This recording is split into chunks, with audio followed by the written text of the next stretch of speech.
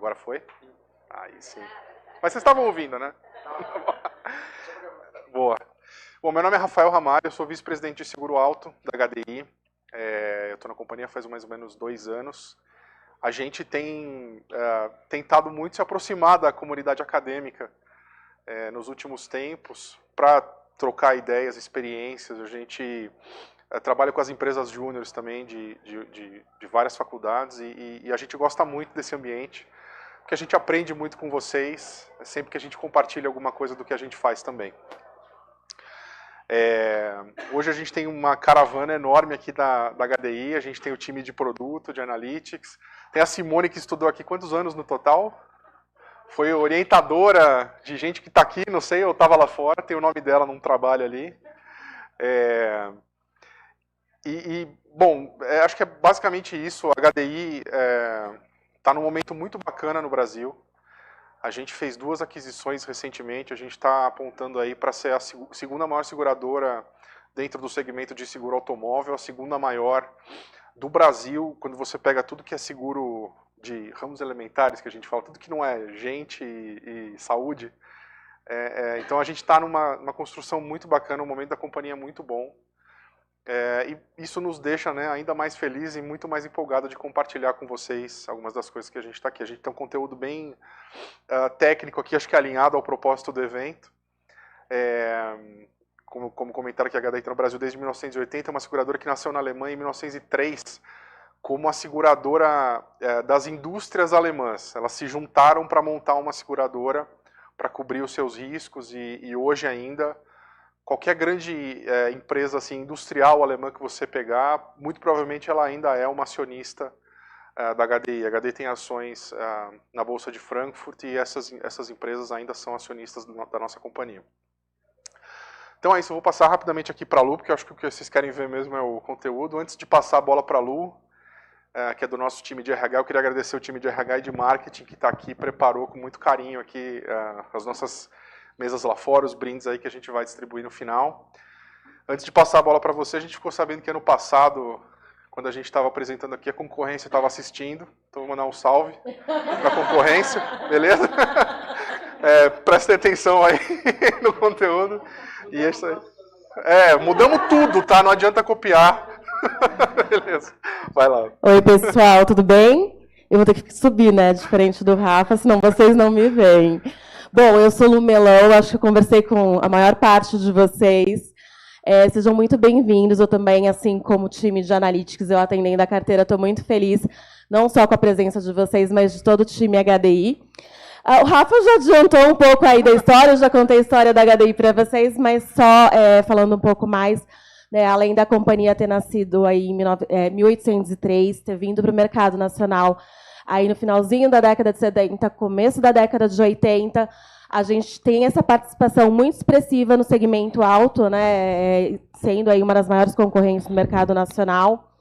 Crescemos muito aí durante esses anos todos, com a parceria com o grupo HSBC, também com o grupo Santander, onde a gente tem uma joint venture, que é o Santander Alto, a HDI Globo, que é voltada para grandes riscos, e aí a parceria, né, essas parcerias fazendo a empresa ser cada vez maior, e as 2 aquisições citadas aí pelo Rafa, que foi a compra da carteira de varejo da Sompo Seguros, já estão dentro de casa, e também da Liberty, que saiu aí para todo o mercado, trazendo essa colocação tão expressiva no mercado segurador, trazendo muito da nossa participação, que sempre teve um papel tão expressivo na região sulense, no mercado sudeste e demais regiões, e crescendo cada vez mais, tendo uma participação muito expressiva em outros produtos, como o Rafa falou, que é demais ramos. Estamos aqui super felizes para receber vocês. Tem muito aluno aqui ultimanista que eu quero ver vocês inscritos. Depois eu vou passar QR Code. Esse daqui é o QR Code. Aqui não está, mas as meninas têm o QR Code lá no fundo, vão passar para vocês o QR Code que estava aqui na frente, que é do LinkedIn. Também vamos passar o QR Code para vocês cadastrarem lá no nosso banco de talentos, e eu vou olhar com bastante carinho aí para vocês, para as nossas vagas de estágio, para as nossas vagas CLT, e pensando sim aí nos programas de verão, também pensando nos programas de trainee, tá bom, gente? Eu vou chamar aqui ao palco, né, a grande estrela do dia, o César, e agradeço a vocês, gente.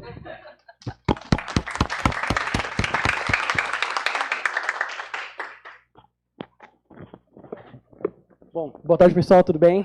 Deixa eu me apresentar um pouquinho. Eu sou o César, eu sou gerente de modelagem estatística hoje na HD Seguros. Comecei, como muitos de vocês, eu fazia o IFE aqui do lado, então não foi um caminho tradicional, não escolhi primeiro ir para o ramo segurador. Eu primeiro comecei querendo dar aula, depois quis fazer mestrado, doutorado, mas aí precisei de dinheiro, como muitos de vocês em algum momento vai precisar. E o mercado segurador, tanto o mercado bancário, é um lugar onde a gente vai poder encontrar a possibilidade de usar os nossos conhecimentos matemáticos, né? Então, a gente passa muito tempo integrando, derivando, e uma hora a gente começa a fazer médias.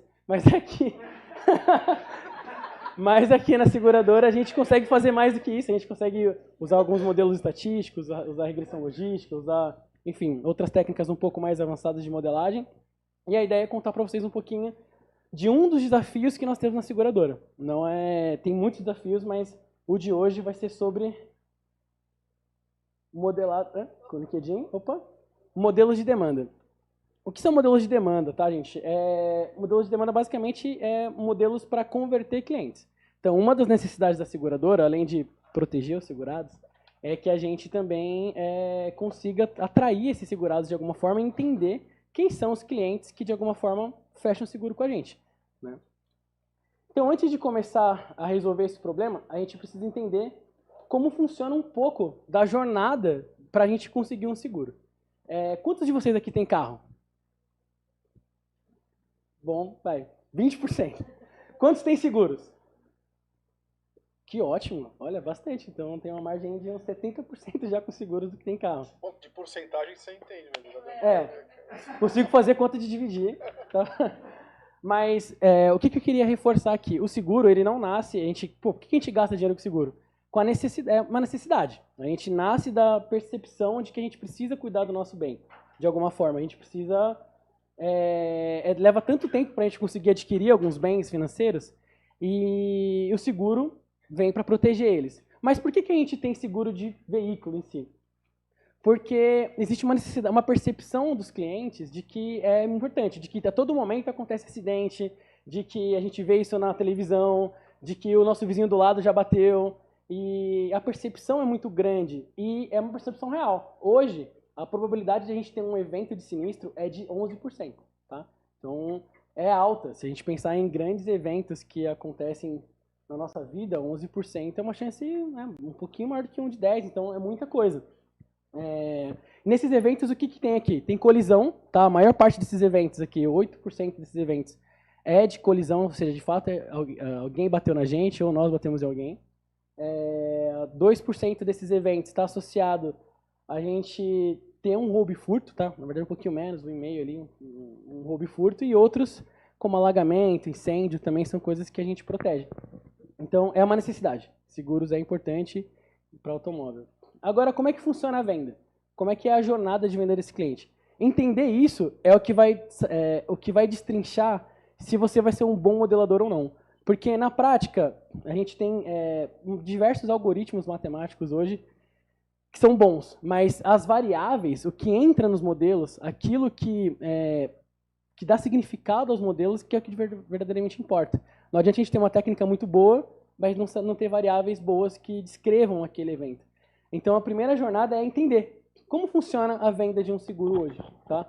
E aí isso vai ser importante para fazer a proxy das variáveis que entrarem nos nossos modelos. Então, a gente tem alguns agentes de venda. Então, a gente tem um corretor, né? A maioria das pessoas vão através do corretor. Então, hoje na HDI, por exemplo, 95% das nossas vendas vem de um corretor específico. 5% vem de internet. Então, tem alguns canais hoje que a gente pode entrar na internet lá e colocar, quero fazer no seguro. E aí você vai lá e coloca os dados do seu veículo e seus dados e entram para fazer a precificação. Então, esses são os principais agentes de venda hoje dos seguros. Mas acaba aqui, falar com o corretor é o que fecha com o seguro? Não, a gente tem outros caminhos ainda. O outro caminho que está por trás do corretor são os canais de venda que ele usa. Ou seja, aonde que ele está cotando o nosso seguro hoje? Ele está cotando hoje numa ferramenta que a gente chama de multicálculo. Multicálculo, para quem não sabe, é uma ferramenta onde todas as seguradoras estão acopladas, né, numa determinada software, e aí ele coloca os dados do seu veículo, do seu seguro, e várias seguradoras apresentam um preço. Então, muitos corretores estão dentro do multicálculo, porque ele quer ver o capitalismo, né? Ele quer ver vários valores para tentar fechar com o melhor possível para o cliente, aquele que cabe no bolso dele. Tem corretores que têm parcerias.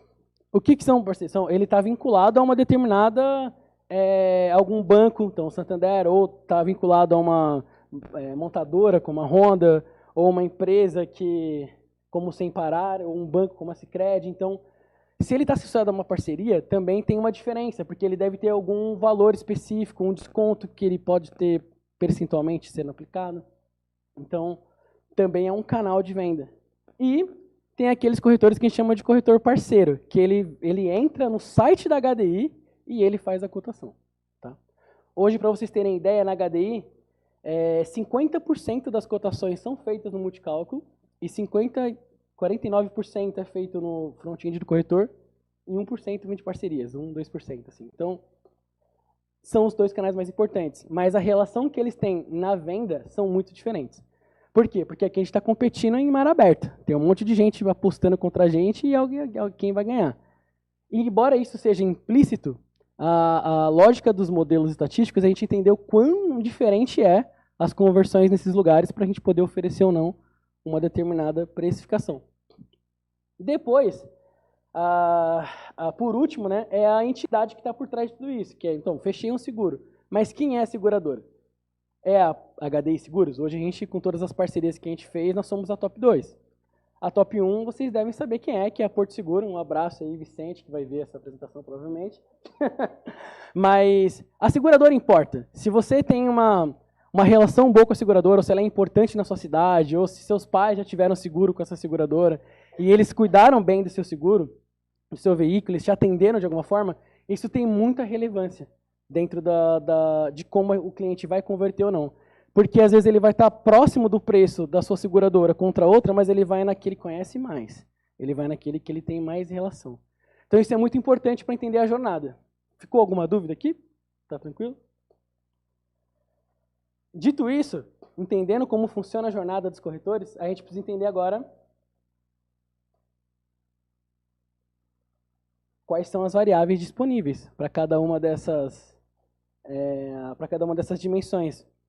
Então, pensando no próprio cliente, né? Aqui eu coloquei um monte de variável, mas eu vou passar por algumas importantes. Então, a dimensão cliente é você. Então, o seu perfil, o seu bônus, o tempo de relacionamento que você tem com essa empresa, enfim, se você já teve alguma utilização, se você já precisou de ajuda do seguro ou não. Todas essas informações têm a ver com você. Então, a dimensão cliente é importante para saber se você tende a converter ou não. A gente tem alguns dados externos, que eu preciso saber a sua relação que a HDI não tem. Então, score financeiro, né, como é que está a sua vida, sua saúde financeira. Alguns dados cadastrais, então, se você teve históricos de sinistros ou não em outros lugares, qual é a sua propensão a utilizar os sinistros. Então, a gente também contrata alguns birôs externos.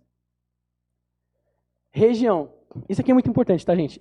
Região define muitas vezes a relação com a probabilidade de conversão. E a gente precisa, eu elenquei aqui algumas importantes variáveis, mas a região onde você está, alguns dados do IBGE a gente resgata para poder conseguir interpretar como aquela região atua em relação aos seguros. Se aquela região ela tem muitos sinistros de mercado, ou seja, uma região que tem muita incidência de sinistros. Uma coisa importante das seguradoras é que todo sinistro aberto, ou seja, todo evento que ocorreu, todas as outras seguradoras sabem. Então, a gente, de alguma forma, se conversa. As seguradoras elas têm acesso a esses dados. Se é uma região de alagamento, então, eu vou vender para você, mas tem alguma propensão de alagamento? A gente pode aqui oferecer coberturas, ou a gente pode ressaltar a importância, ou até mesmo entender a relação com o cliente. Então aqui são algumas variáveis importantes, tem alguns outros dados externos, que vêm de outras regiões também, que é importante, mas esses aqui são os mais. Veículo. Cara, tipo de modelo, fabricante, categoria, combustível. Tem veículos que são muito tranquilos, então o HB20 todo mundo tem, quer segurar, mas tem aqueles veículos que a gente não tem certeza. Chegou agora um Corolla Cross.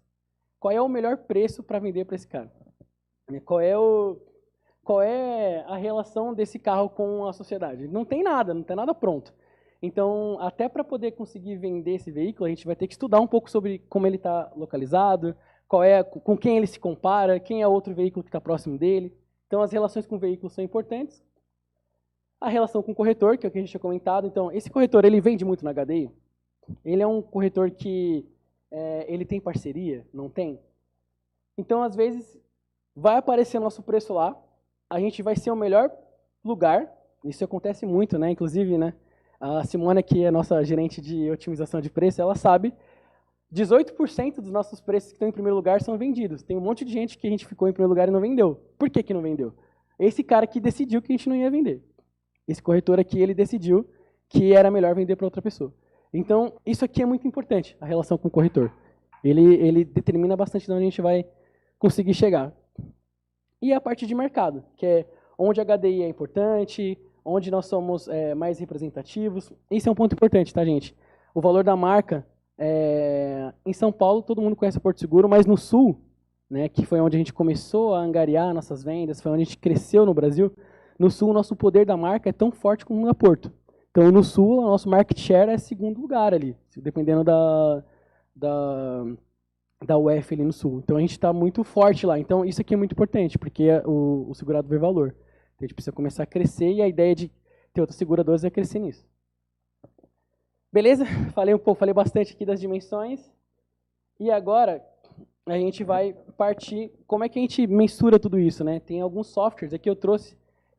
Foi importante trazer, eu pedi até para o nosso André, que está aqui, o nosso modelador principal, elencar alguns softwares que a gente usa ao longo dessa jornada. Então, depois que a gente consegue saber quem são as variáveis, quem é a jornada de preço, a gente precisa usar alguns softwares para fazer isso. Então, onde a gente armazena os dados, né? Hoje a gente tem dois principais lugares onde a gente armazena dados. O SQL, então programar em SQL é importante, para quem não programa ainda, assim, é o principal banco de dados em todas as seguradoras, então aprendam a programar em SQL Server, isso é muito importante para tratar dados.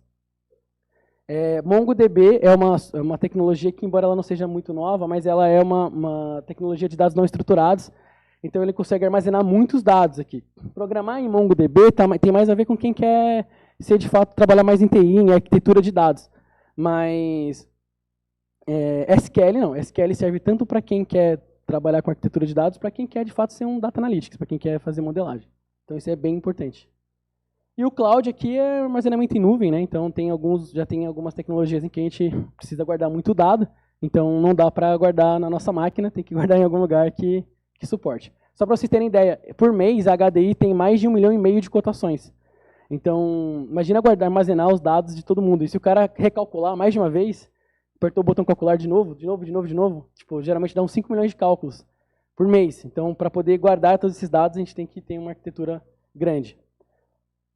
Da parte de modelagem, tá? Hoje, esses são são 3 principais softwares de modelagem, tá? Então, tudo que a gente vai falar de modelagem de demanda, que é como ficou as variáveis, qual foi o comportamento dessas variáveis, foram feitos dentro do Wernix. Tá? O Wernix é um software que não é um software livre, ele é pago, mas algumas seguradoras têm ele como referência, mas muitos dos modelos que estão feitos deles poderiam ser feitos no Python. Tá? Ele tem uma integração direta com Python. Então, hoje, para o futuro, tá? Programar em Python é o futuro para conseguir fazer bons modelos e ter integrabilidade com outras ferramentas. Isso é muito importante. Tá? Então, muito do que a gente faz, embora esteja no Wernix, a gente consegue puxar os dados, tratar os dados, montar algoritmos dentro do Python para conseguir subir.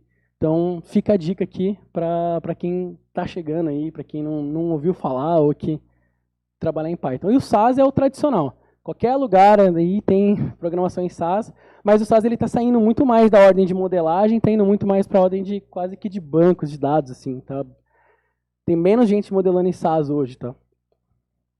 E Spark, mas própria arquitetura também, dá para poder puxar alguns dados aqui, alguns tratamentos, mas eu acredito que esses caras aqui são os mais importantes hoje, principalmente em seguradora. E o motor de cálculo é onde a gente vai fazer essas coisas acontecerem. Aí aqui é mais para quem vai para o lado de TI, tá? Então, a gente monta um monte de coisa aqui, mas a gente precisa implementar em algum lugar, né? Em algum sistema. Nosso sistema hoje se chama Blaze, é onde a gente coloca a maioria dos nossos modelos, e ele é todo em Java. Então, quem quer trabalhar por trás dos bastidores, mas implementando é aqui. Quem quer fazer modelagem, regressões e tudo mais, é esse bloco aqui. E tem gente que gosta de trabalhar com dados, só especificamente em dados, criar arquitetura, vai nessa linha aqui. Então, é importante entender onde vocês querem se encontrar. Se vocês querem ser um cara que quer fazer a parte de tratamento ou a parte de modelagem. Então, aqui são as opções e algumas possibilidades. Beleza? E agora, falando um pouco do modelo mesmo. Como é que a gente construiu o modelo, né? Então, aqui são 2 modelos que a gente fez, mas a gente vai apresentar somente um, que é o de renovações congêneres. A gente precisa pegar uma base de dados. Então, a gente escolheu uma base de dados de um mês. Então, de 1 de julho a 28 de julho. Isso aqui é um modelo muito recente, tá, gente? A gente fez mês passado. O André está aí. A gente fez o mês passado, então é bem recente, assim, é bem legal. A gente já fazia ele há um ano, mas ele foi melhorado ao longo do tempo e hoje é uma versão muito boa. A gente pegou um volume de registros de 980 mil registros, então é bastante coisa para poder rodar. O software foi o Warnix e a gente usou um modelo de regressão logística. O que é importante pensar na demanda, né? Um dos nossos desafios no modelo de demanda é a gente conseguir interpretar como que vai ser o comportamento de conversão para o futuro. Porque, como eu falei, todas as seguradoras estão movimentando o preço, todas as seguradoras estão nesse ambiente de competição e a gente precisa encontrar uma estratégia na hora de modelar que também consiga convergir com isso. Tá? Só um comentário. O nosso modelo foi uma regressão logística, todo mundo já ouviu falar? Regressão logística. A regressão logística é uma das metodologias de modelo de classificatório, tá? Então a gente modela o sim ou não, se o cara converteu ou não converteu.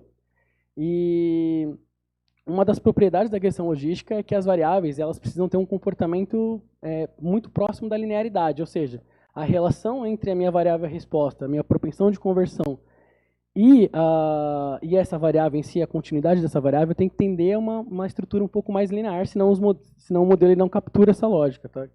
Ele não é um modelo de árvore, ele tem que ter uma lógica sequencial, ele tem que ter uma logística, né, sequencial. E aí eu vou mostrar para vocês o comportamento de todas as variáveis que entraram no modelo. Beleza? Sobre a estratégia de dados. Para poder fazer uma boa modelagem, lembra que a gente quer ver o futuro? Então a gente precisa separar uma base de treino e uma base de teste. Como é que a gente construiu esse modelo? A gente pegou 3 semanas como base de desenvolvimento, ou seja, o papel era a gente conseguir encontrar um modelo que conseguisse estimar bem essa base de treino, mas a última base, que é a última semana, foi feita com validação, ou seja, o meu modelo não enxergou essas pessoas. E a ideia é que a gente conseguisse medir a propensão desses clientes converter, mesmo não tendo visto eles. Eu sei o que aconteceu, porque já foi em julho, mas ele precisa conseguir acertar. Então, isso é importante, porque quando muitos modelos de classificatórios, na hora de separar a base de treino e validação, ele pega uma amostra aleatória. 70% vai para o treino, 30% vai para a validação. Modelos de demanda não pode ser assim, porque o objetivo dele é ver o futuro. Então, ele precisa conseguir ver o futuro. E para ver o futuro, ele tem que separar a base também nesse mesmo formato. Tá? Isso é um ponto bastante importante. Deixa eu ver se tem mais um ponto aqui. Beleza. Aqui eu vou passar um pouco sobre os resultados. Tá? Então, a gente usou aqui a metodologia da regressão logística. E uma das métricas principais de um modelo de regressão logística é você analisar a sua, vou começar pelos de baixo, que é melhor, mas sensibilidade e especificidade. O que são esses indicadores? Tá? A sensibilidade, ela tenta medir o meu número de verdadeiros positivos em relação ao número de positivos que eu tive na base. O que significa no nosso contexto? Eu disse, de acordo com o meu modelo de regressão logística, eu tentei medir a probabilidade do cliente converter. Então, eu vou avaliar quantos eu disse que de fato converteriam, né? Então, e que de fato converteram, que é o meu verdadeiro positivo, sobre o total de pessoas que converteram. Então, esse número ele tem que ser alto, né? acima de 60%, pelo menos, para que meu modelo esteja sensível, para que eu consiga interpretar, ou seja, eu consigo dizer que de fato ele vai converter, ele converteu de fato. A especificidade é um pouco o contrário. Eu tenho pessoas que eu disse que não converteria e eu coloco sobre as pessoas que de fato não converteram. Vai ter pessoas que eu vou dizer que não converteram e que converteram. É o meu verdadeiro, é o falso negativo, né? Mas aqui, quando o número é alto, significa que eu consegui encontrar as duas opções. Porque eu posso acabar só acertando um lado da equação. A ideia é que eu consiga acertar os dois, as pessoas que convertem e as pessoas que não convertem. Então, esses indicadores servem para isso. E a curva ROC, o centro dela, tá, nesse quadrante da especificidade, significa que, essa linha aqui, que é 50% de acerto. Ou seja, é quase que uma moeda jogando pro alto. Não estou conseguindo achar o grupo. A linha verde é quanto eu desloquei desse centro. Então, quanto mais perto de uma sensibilidade e especificidade alta, maior é a minha probabilidade de acertar. Quando está aqui no pico, se meu gráfico desse isso daqui de sensibilidade e especificidade, significa que eu dei um overfit. O overfit nos modelos que a gente faz significa que alguma variável que eu coloquei lá dentro acertou todo mundo e o modelo foi feito também para ter um erro, tá, gente? Não é para estar aqui em cima. A ideia é que a gente esteja o mais próximo possível, mas com algum deslocamento mínimo. Esse modelo teve uma alta especificidade e uma alta sensibilidade, que é basicamente esse ponto aqui de máximo do modelo, tá? Então, essa curvinha é só para mostrar o quanto que ele vai crescendo de acordo com a probabilidade de conversão. Vocês vão ver muito esse gráfico na vida de vocês se vocês forem para o caminho de modelagem. Então, se der muito próximo da reta, tá ruim. Se der no topo, tá ruim também, overfit. Tem que estar deslocado razoavelmente, com uma sensibilidade acima de uns 60%. E se tiver invertido, pode acontecer, tá? De ele aparecer aqui embaixo. Então, significa que o seu modelo está na inversão. O que ele está dizendo que tinha que converter não está convertendo, ele está dando exatamente o contrário. É o pior caso de todos, se a curva ficar desse lado.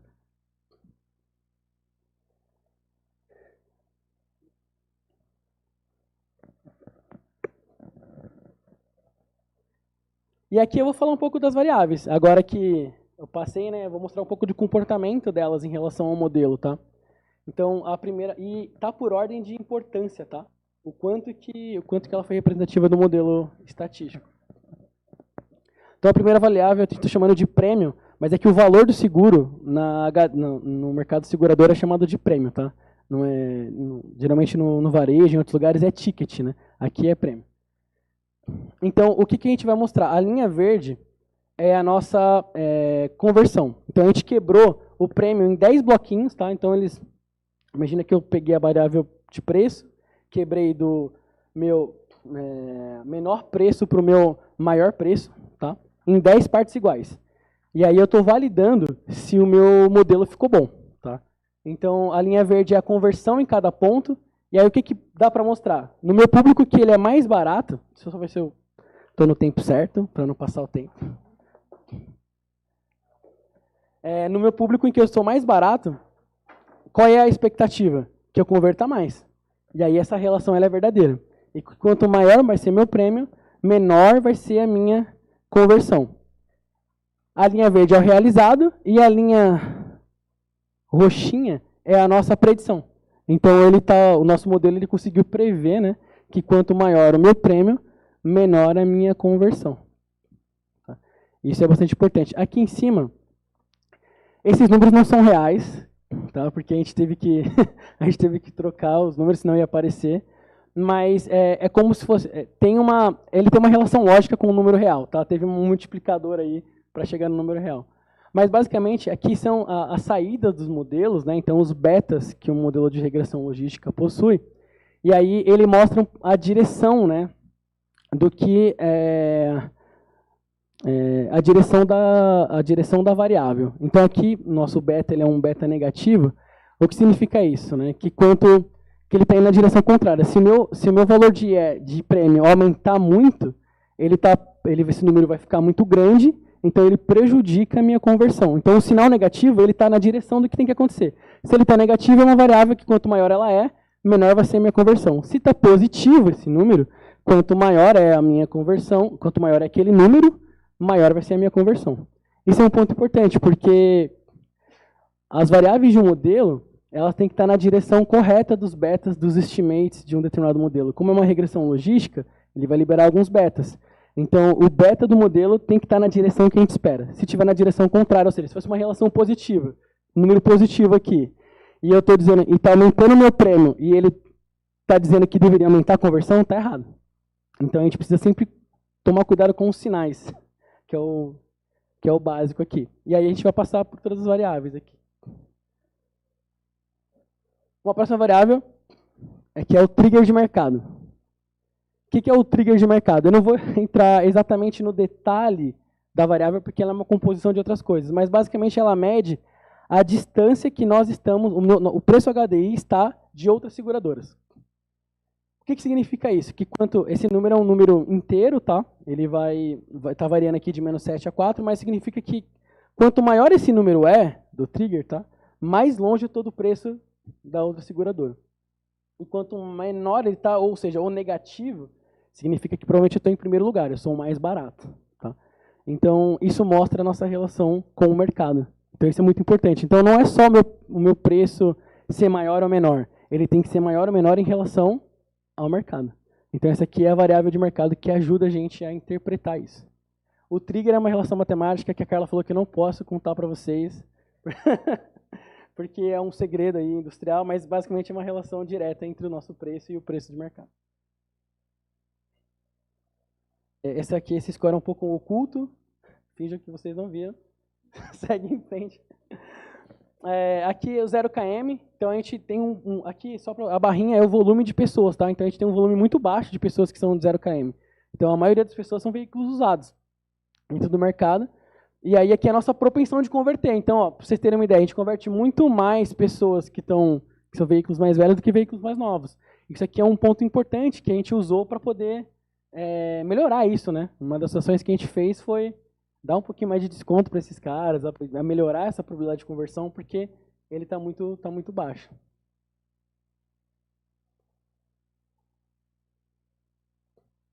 Essa variável é muito interessante, e aí ela foi resgatada, foi construída na HDI, que a gente criou um birô interno. O que a gente analisou aqui? O tempo de relacionamento que esse cliente tem com a gente. Tá? Ela está relativizada aqui, então tá entre 0 e 1 aqui, mas é porque ela foi desproporcionalizada, mas é o total de meses mesmo. A gente só não quis colocar os números certinho. Mas o que acontece? Tem clientes no mercado segurador que eles vão e voltam. Ele vai por causa do preço. Então ele sai da HDI, depois ele volta para a HDI, ou enfim, sai da Porto, volta da Porto. Mas se ele teve alguma relação com a gente no passado, ele tende a converter mais. Então se ele chega lá no portal ou fala com o corretor, ele vai voltar. Então, por que essa variável é importante? Muitas das seguradoras não ficam guardando os bancos internos ou fazendo com que os bancos internos sejam usados para alguma coisa. Mas a gente foi lá, pegou os bancos de 10 anos da HDI e construiu essa variável olhando para 10 anos para conseguir capturar se esse cliente estava lá. E quando ele está, ele converte mais. Então, teve um esforço grande para conseguir construir essa variável e ela é bastante importante. Ela diz se realmente esse cliente vai chegar.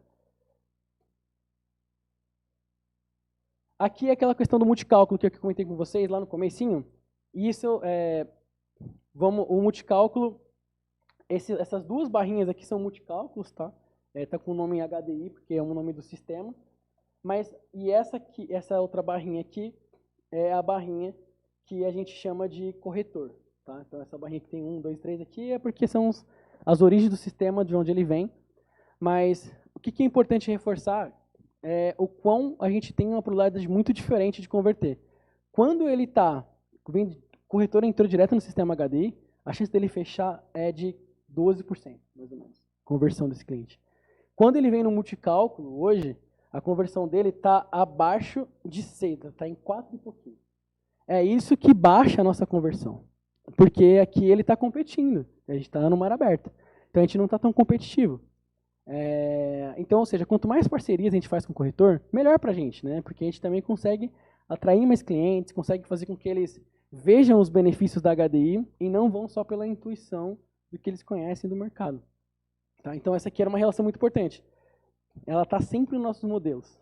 Então, a origem das pessoas faz muita diferença. Então, vamos fechar o multicálculo, né? Deixar só o corretor. Tô brincando. Essa aqui é a flag de parcerias. Então, aqui também, de novo, é o volume de parcerias.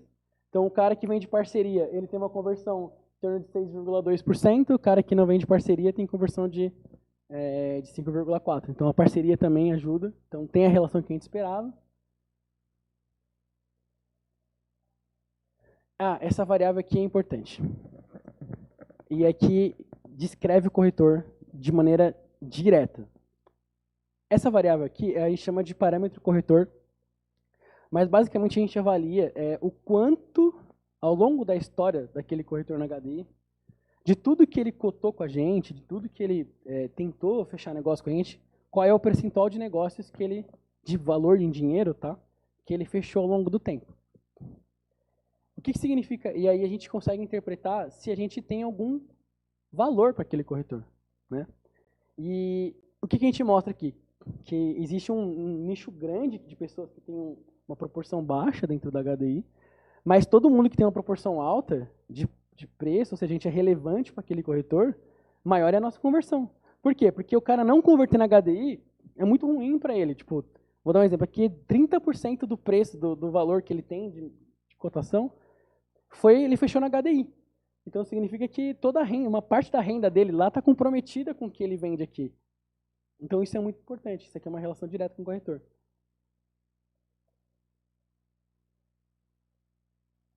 Aqui é a franquia, vou passar rapidinho, mas vocês sabem que o seguro tem franquia, né?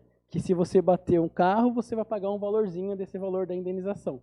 Aqui mostra só um pouquinho da relação da franquia, que claro que quanto maior o seu valor da franquia, e a franquia é um decisor de preço também, porque se o nosso preço ficou igual, a HDI ficou igual a Tokio Marine, o preço é igual. Qual que é o próximo cara que a gente olha para fechar o seguro? Se não for a Porto, se for a HDI e a Tokio Marine, por exemplo, a gente vai analisar a franquia. Se eu bater, quanto que eu vou ter que desembolsar? E a gente mostra que quanto menor for o valor que você tem que desembolsar na hora de bater, maior é a conversão desse cliente. Tá?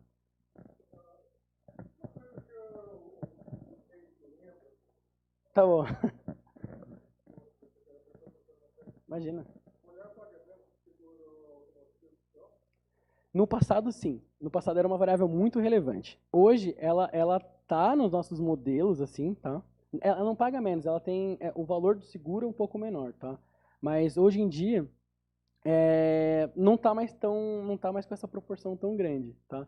Hoje em dia está bem equilibrado, porque não é só a variável gênero que é importante, tem muitas outras variáveis, como se a pessoa é casada, se a pessoa, como que ela utiliza esse veículo no dia a dia, se ela é um Uber, por exemplo, se ela essas outras variáveis hoje em dia elas pesam muito mais no seguro do que a variável gênero, tá? Então ela já foi muito forte no passado, hoje em dia ela já não é mais uma variável tão forte. Beleza?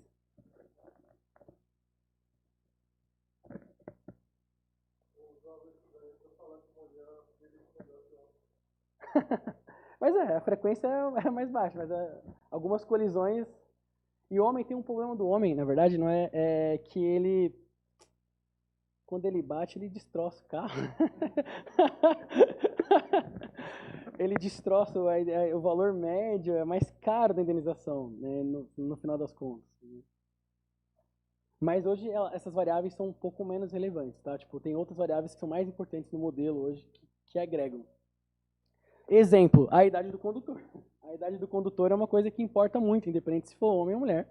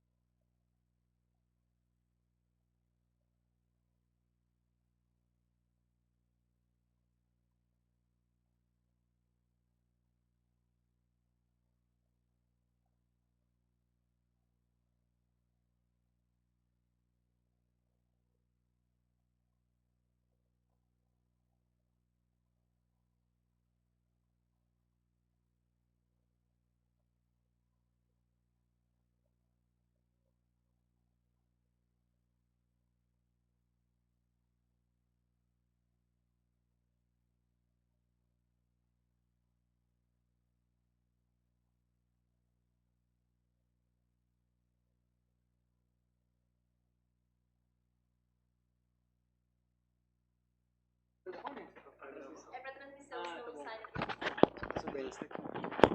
Deixa eu ver. Alô, alô. Alô, alô. Foi? Tá dando pra me ouvir? Tá dando pra te ouvir, sim. Não tem problema, gente. Tudo ao vivo, né? Vamos lá. Quando um cliente vai contratar um seguro, ele pode vir de duas formas. O seguro é um seguro novo, ou seja, ele nasceu, nunca teve em outra seguradora, ele está vindo pela primeira vez e comprou o primeiro carrinho dele lá. E tem os caras que vêm de outras seguradoras, né, que a gente chama de renovação congênere. É uma pessoa que ele está contando na HDI, mas ele já está em outra seguradora. E aqui é a relação de força, ou seja, de conversão da HDI em relação às outras seguradoras. O que significa isso? De todo mundo que cota na HDI, qual é a conversão dessas pessoas que vieram das seguradoras em relação à HDI? Então, o que a gente vai perceber? Né, que seguradoras como Allianz, Zurich, Mitsui e Mafre, existe um alto índice de conversão para esses caras. Então ele cota aqui na HDI, ele gosta do preço, ele vai ficar e ele vem.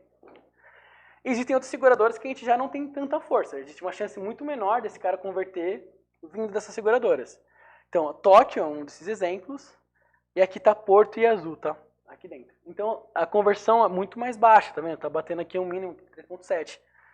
Então, saber de onde ele veio, isso aqui conta um pouco daquela história que eu falo para vocês. A relação da seguradora é importante.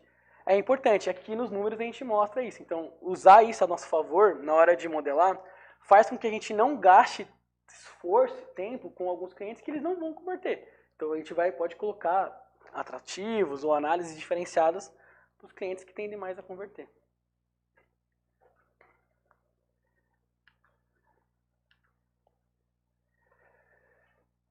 Aqui é um pouco das... isso aqui é um pouco legal. Dentro dos nossos modelos, né, a gente também usa algumas variáveis que não... vou contar um pouco melhor. Às vezes, para colocar um modelo, quando a gente está fazendo um modelo de classificatório, né, que é uma regressão logística, a gente vai se deparar com um problema, e ele é clássico esse problema, que é o problema de ter uma variável ter muitas classes. Exemplo, eu vou modelar região. Não dá para a gente usar CEP. CEP tem 1 milhão de CEPs. A gente não vai conseguir encontrar significância para todos os CEPs.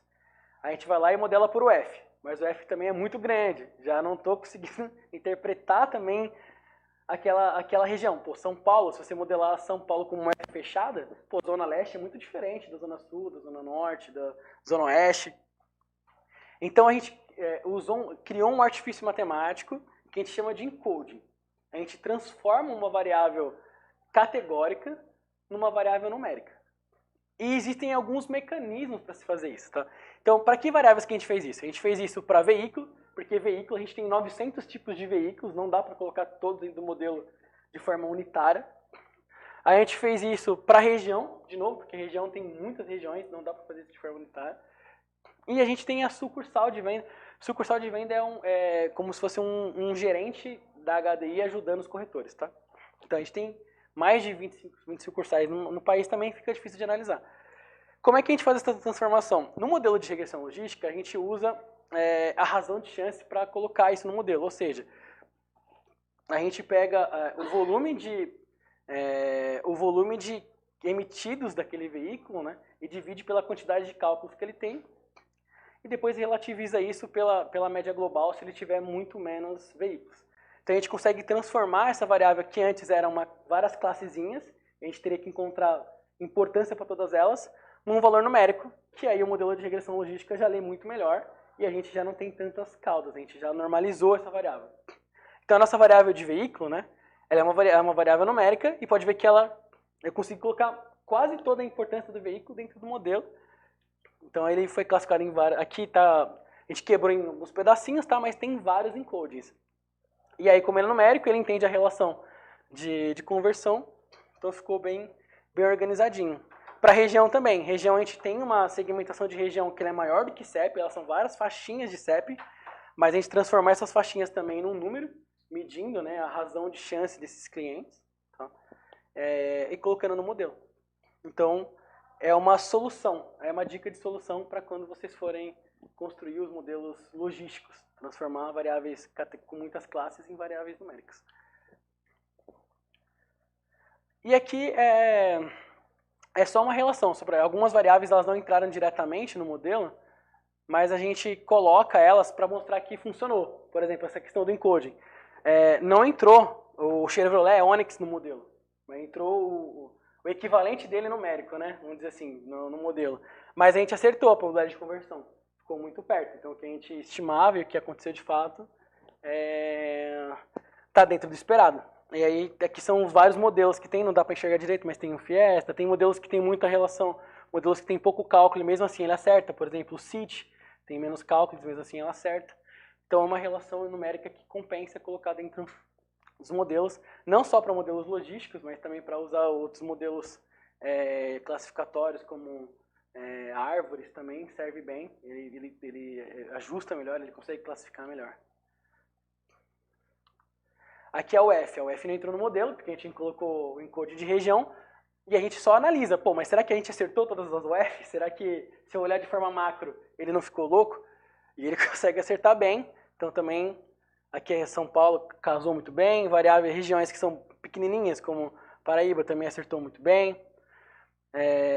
Até no Amazonas, também, que tem uma relação muito baixa de volume, também acertou. Então, a variável não entrou a variável F, mas a variável de região que a gente colocou funcionou. Ele conseguiu descrever bem as outras variáveis. E é isso, gente. Façam parte do nosso time, venham para a HDI, tem muita coisa legal para fazer. A gente vai ensinar vocês a fazer os tratamentos logísticos, vai ensinar a fazer os encodes. O nosso time aqui, o André e a Aline, são os nossos modeladores de demanda ali, ó. Dá um oi aí, gente, dá um oi. Eles são os caras mais importantes ali, que essa construção desse modelo de demanda levou 1 ano para chegar a gente entender todas as variáveis, o que era importante. Então isso aqui é ouro, assim, é uma jornada de construção. Então a modelagem é mais do que as técnicas, é a construção das variáveis e as importâncias que ela tem na jornada de precificação. Beleza? Muito obrigado. Valeu.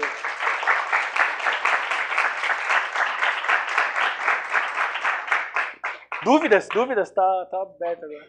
Já chegou ao ponto de ciência exata? Oi? A modelagem já chegou ao ponto de ciência exata ou ainda tem assim espaço para desenvolver?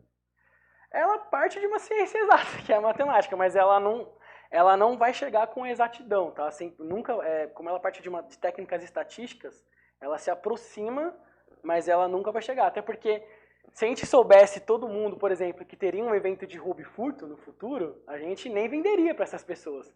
Então é até importante ela não ser exata para que a gente consiga popularizar e consiga ter uma questão de justiça social. Depois da mecânica quântica, não é ciências exatas, exata, né? Não Tudo tem nada, probabilismo, né? não tem nada. Tudo é probabilidade. Mas tem outra questão sobre seguros especificamente, Tá bom. para diminuir perdas dos casos que, sei lá, sofrem um acidente logo pouco depois de fazer o seguro. Vocês têm uma margem no sentido de que vai cobrar mais para quem iniciou e diminuindo a cobrança posterior? Ou os prêmios são menores para quem bateu nos primeiros meses ou no primeiro ano? Ou é tudo igual e as perdas ficam no montante? Então, o seguro ele parte da lógica do mutualismo. Então, os nossos seguros hoje eles são vigenciados de no mínimo 1 ano, de 1 a 12 meses, né? De 1 a 5 anos. A gente pode, no mínimo 1, no máximo 5 lá na seguradora, na HDI. E a probabilidade de um cara bater logo no próximo mês, nos próximos dias, ela é muito baixa. A gente, pra vocês terem uma ideia, assim, uma das coisas que a gente tinha como métrica, a gente pegou todos os sinistros e dividiu ele ao longo de 12 meses, né, contando todas as pessoas que iniciaram a vigência num único dia. E a probabilidade era praticamente 1 sobre 365 avos para os sinistros. Assim, ele se aproxima muito. Num volume grande de sinistros, ele se aproxima muito. Então, mesmo que o cliente tenha, existe a chance dele ter um sinistro no outro dia. Mas ela é proporcional às chances praticamente do cara ter no 4º, 5º, no 10º dia. E é por isso que o mutualismo funciona. Tá? Então, essa relação que você está me dizendo, ela seria válida se o meu seguro fosse... todo mês eu faço uma renovação, ou ele tem que contratar por só 30 dias, porque aí ele pode se expor mais ao risco do seguro. Então, mas vamos supor que o meu seguro fosse de 10 dias, você pudesse contratar um seguro de 10 dias. Quando você vai contratar esse seguro? Quando você vai sair de férias, quando você vai para balada, ou quando você vai estar na iminência de um evento. Aí deveria ser cobrado mais caro. Mas se você contratou para um ano, isso, existe a chance de acontecer, mas ela é proporcional aos outros dias. E quando foge muito, se eu tenho uma região ou um público específico que essa relação sobe demais, a gente analisa se tem fraude, se tem algum problema, mas raramente é culpa do segurado. Ele não precisa ser cobrado mais caro por causa dessa jornada e do mínimo de tempo que a gente cobra no seguro.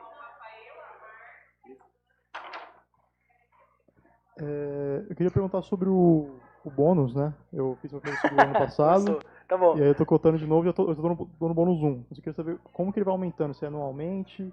Anualmente, toda vez que, se você não teve sinistro, ele vai acumulando bônus, tá? E aí o bônus é basicamente a sua experiência, o seu tempo de relação com o mercado, né? Quanto tempo que você está lá, e você pode transferir esse bônus ao longo da sua jornada. Então, se você for uma outra seguradora, você não zera o bônus, você vai acumulando seus bônus, tá? O bônus é uma variável de mercado para que ele soubesse como que aquela pessoa se comporta, né? Se ele já é um cara que teve sinistro, senão ele vai perdendo o bônus ao longo do tempo, tá? Se ele também... Existem outras formas de perder bônus. Se você... o bônus, ele é uma garantia para que o mercado te veja de maneira boa, mas o bônus também você não pode ficar muito tempo sem ter o seguro. Se o seu seguro acabar a vigência e um mês depois você não renovar numa outra seguradora ou na mesma seguradora, você vai perdendo bônus. Então, ele também tem um degrau financeiro em relação a você, porque ele vai tirando o bônus de você se você não continua renovando seus seguros. Então, não perca a renovação, para não perder o seu seguro. E a questão do valor do seguro, como vocês calculam, tipo, a quanto que eu vou abaixar o valor do seguro para o cliente, contando o bônus dele, assim? Então, esse aqui é o modelo de propensão, mas antes do modelo de propensão, para a gente chegar no preço de seguro, a gente tem outros modelos. A gente usa algumas GLMs, que são modelos estatísticos para prever os sinistros, né, e o que vai acontecer. E a variável bônus, ela entra como uma variável dentro desses modelos. E a relatividade que ela é importante é para cada modelo. Então, às vezes, o bônus ele é muito importante para colisão e menos importante para roubo e furto. Então, ela não tem um valor fixo, tá? Em média, na HD, se você acumular tudo, você vai ver uma relação de decrescimento de em torno de 6%, assim, na média. Mas vai depender muito do seu perfil, tá? E aí vai crescendo ao longo do tempo. Mas essa relação é medida matematicamente mesmo. A gente avalia como foi o nosso histórico do comportamento por bônus, e para cada evento a gente determina o quanto que ela é importante. Beleza?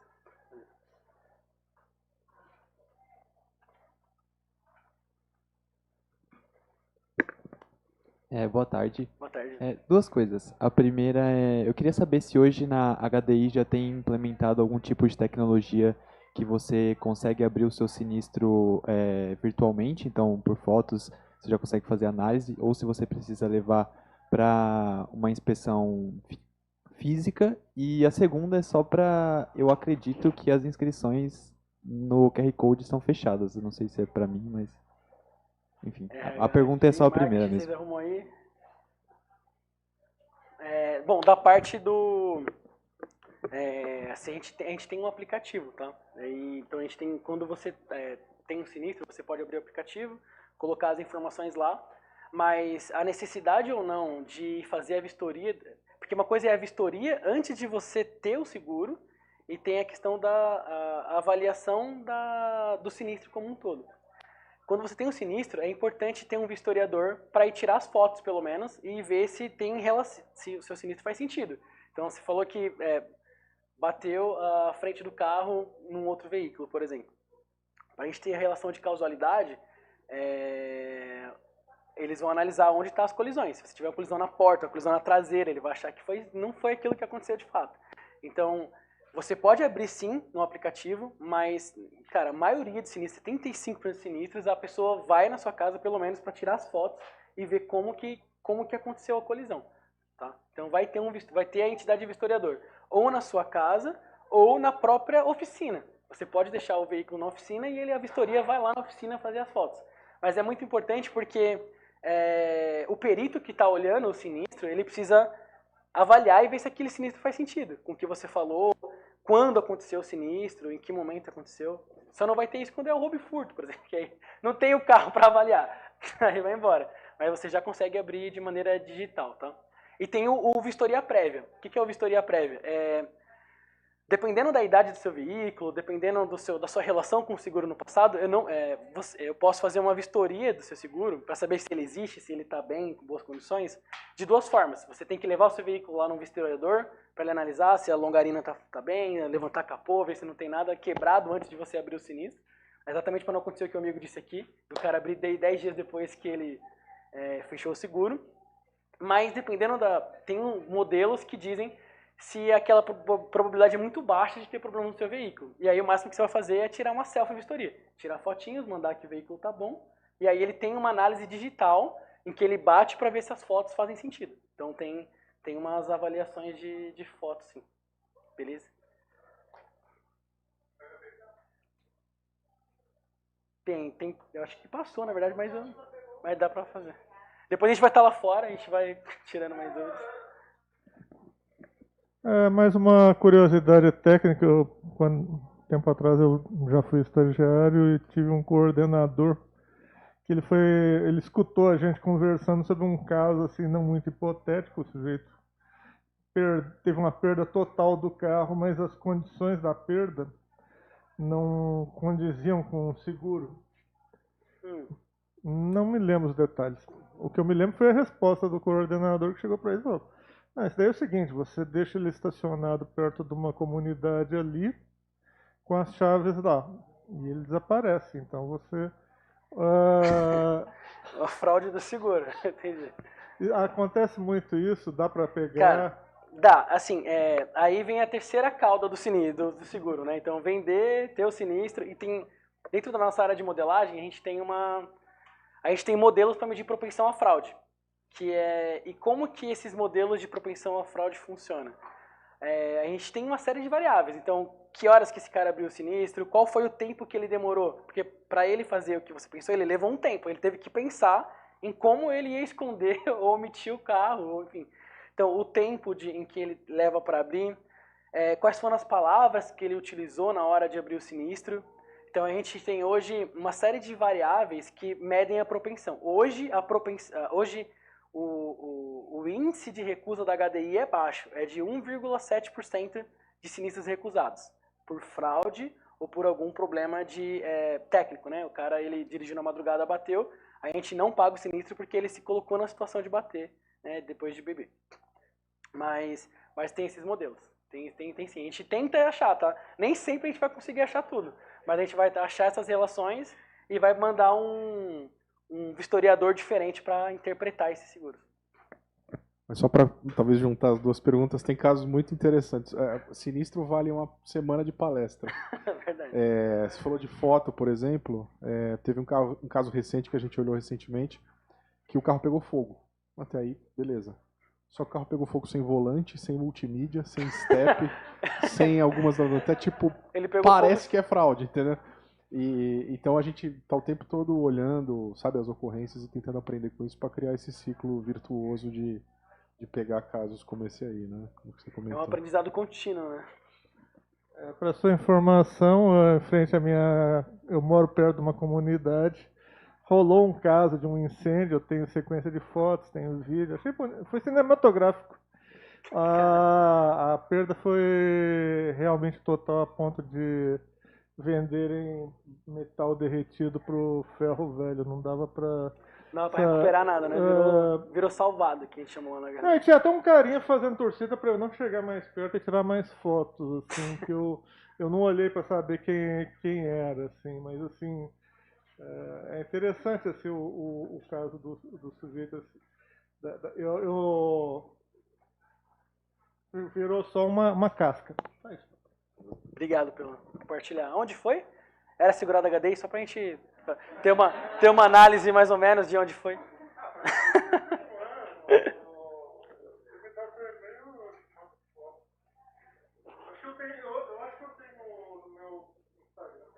Me manda o localizador que a gente... André, põe lá no modelo de... no modelo de fraude pra gente olhar perto ali. Pessoal...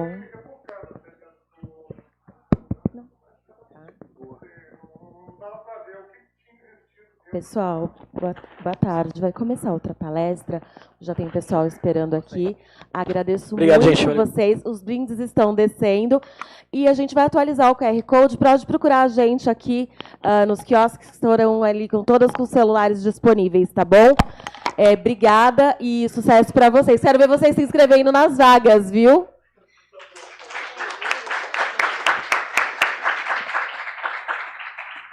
Muito obrigado, pessoal da HDI. Então, agora a gente vai fazer o sorteiozinho da palestra. Então, quem não escaneou aí a presença, puder fazer isso agora. Quem não puder escanear, vem aqui escrever na listinha para mim poder já sortear, tá bom? Só escrever o nome aí.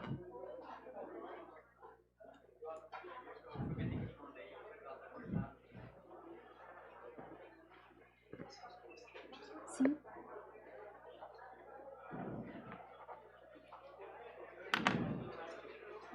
Sim.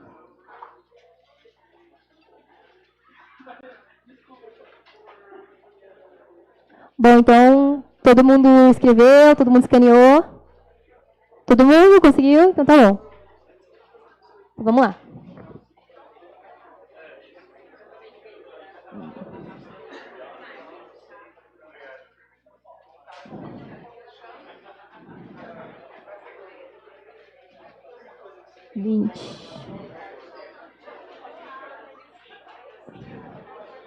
Então, temos 22 pessoas aqui. 23.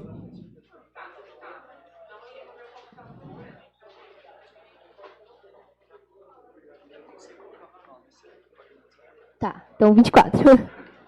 Imagina. Bom, então vou gerar aqui um número.